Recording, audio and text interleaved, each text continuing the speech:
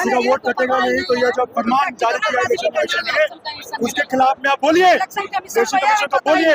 जब वोट कटने की बात नहीं है तो ये फरमान 25 दिन का अल्टीमेटम क्यों दिया गया? आप हमें बताइए। वोट देना अधिकार है तो ये क्यों इलेक्शन कमीशन बोलता है कि आप अपना जाति प्रमाण पत्र दीजिए? आपको जाति से क्या लेना देना है? ये क्यों कहता है कि आप अपना 10वीं 12वीं का सर्टिफिकेट दीजिए? आपको उससे क्या लेना देना है? आप 18 वर्ष के हैं, यहाँ पैदा हुए हैं, आप स्थानीय निवासी का आपका है, आपका आधार कार्ड पे आपका नाम है, इससे ज्यादा आपको क्या चाहिए? पूर्व चुनाव में 24 के चुनाव में तो आप ये कह रहे थे कि भाई वोटर लिस्ट में नाम हो कि ना हो कोई फर्क नहीं पड़ता है, आधार कार्ड लेके जाइएगा, वोट डाल दीजिएगा। तब तो आप ये कह रहे थे, लेकिन आप कह रहे हैं कि आधार कार्ड नहीं। यह साजिश है, इस साजिश के तहत हमारे समाज को गुमराह किया जा रहा है। एक तरफ महागठबंधन का भी वोट कट रहा है, एनडीए का भी नहीं, देखिए ये बिहार में डबल इंजन की सरकार है। जो इनके वोटर इनके सपोर्टर होंगे, इनके दस्तावेज तो बने, मिले नहीं मिले वोटर लिस्ट में नाम चल जाएगा, लेकिन जो इनके वोटर सपोर्टर नहीं है उनको साजिश के तहत किसी न किसी बहाना से उनको वोटर लिस्ट से नाम हटा दिया जाएगा। आप जब पूर्व में चुनाव हुए तो पूर्व में चुनाव में आप ये कहते थे कि आधार कार्ड लेके जाइएगा, वोट दे दीजिएगा, किसी चीज की जरूरत नहीं है, वोटर लिस्ट में नाम हो ना हो कोई बात नहीं। लेकिन जब आपकी सत्ता पे जब खतरा मंडरा रहा है तो आप ये कह रहे हैं कि भाई आप किस जाति से हैं ये प्रमाण लेके आइए, 10वीं पास किए कि नहीं किए आप तो वो प्रमाण लेके आइए, आपके नाम पे कितना जमीन है वो प्रमाण लेके आइए। आप जवाब दीजिए। ये दलील क्या देते हैं कि घुसपैठियों को निकालना है।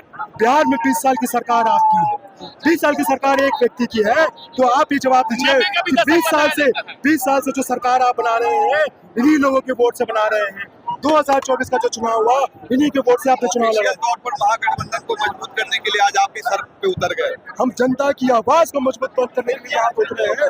महागठबंधन के द्वारा जिस तरीके से फैसला लिया गया उस फैसले के समर्थन में हम लोग यहाँ पे उतरे हैं और जनता की मांग को लेके बाबा भीमराव अम्बेडकर जी ने हम लोगों को जो ताकत दिया, हम लोग को एक वोट देने का अधिकार दिया, उससे भी बिहार सरकार हम लोगों को वंचित कर रही है। इसके खिलाफ में हम लोग सड़क पे उतरे हैं। 90 का भी दशक बता देते हैं कि 90 का दशक किस तरह से जंगल राज वाला था, वो भी अभी दोहरा रहे हैं। अरे भाई यही बात करेंगे, नेहरू जी क्या किए तो 100 साल पहले क्या हुआ, औरंगजेब आया कि नहीं आया, तो भाई ताजमहल किसने बनाया किसने नहीं बनाया, यही बात करते रह जाएंगे, लेकिन 20 साल का अपना काम नहीं दिखाएंगे।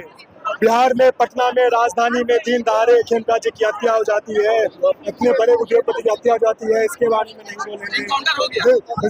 नालंदा में मुख्यमंत्री जी का गृह जिला है, वहाँ 2 पासवान व्यक्ति को मार दिया गया है, उसकी हत्या कर दी गई है, उसके बारे में नहीं बोलेंगे।